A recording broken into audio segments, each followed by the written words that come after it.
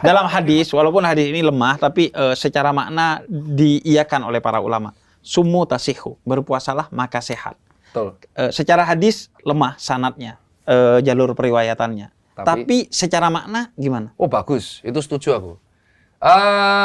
Ini aku tanya juga, karena kan aku orangnya kalau ke guru, aku ngaji kan sama ada dua, Pak Kiai Syubroni itu di Jogja, satunya Said Kutub. Nah itu yang nemenin aku itikafan di tanggal 23. Jadi aku tanya hal yang sama. Kalau menurut Islam gimana? Nah, jadi kalau menurut sains, kita kan hidup 12 bulan nih. Kita tuh kayak ibaratnya masuk ke dalam tubuh, ini penjelasan beliau ya. Masuk, kita cuma disuruh 1 bulan ngeriset. Nah, kalau dari sains ya, kita ilmiah, dengan puasa itu ada 3 hal yang pasti. 1, pola makan kita pasti teratur, nggak mungkin nggak. Orang yang GERD itu pasti jadi teratur di sini. Kamu hanya diizinkan makan tuh 2 kali waktu malah. Buka, sahur, dah. Sisanya habis taraweh. Dan kamu nggak akan bisa makan lebih banyak lagi setelah taraweh. Sorry dok, walaupun nggak minum air putih tuh. Kenapa? Iya, karena tubuh itu masih bisa bertahan tanpa minum 4 hari.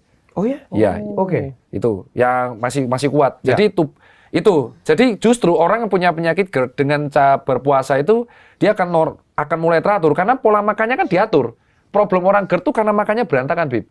Jadi biasa makan jam 2 siang, tiba-tiba jam 10, makan jam 7, hancur lah asam lambungnya pasti naiknya fluktuatif. Nah, gara-gara dia puasa, dia normal.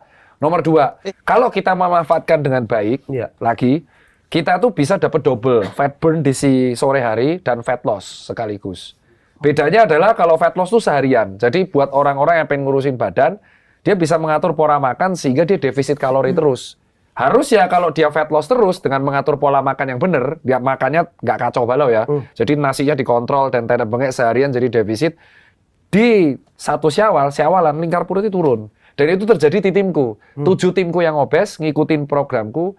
7-7-nya lingkar perutnya turun 7 cm, turun 4 kilo, turun 6 kilo. Jadi kalau puasa tuh dimanfaatkan buat program fat loss, itu bagus banget. Asal nggak beda sama fat burn ya. Kalau fat burn tuh kita cuman bakar fat buat olahraga, tapi setelah maghrib makan lagi beda fat lossnya yang aku ambil. Itu nomor 2. Yang nomor 3 itu adalah setelah sahur kita kan subuhan. Nah setelah subuhan itu kalau bisa nggak langsung tidur.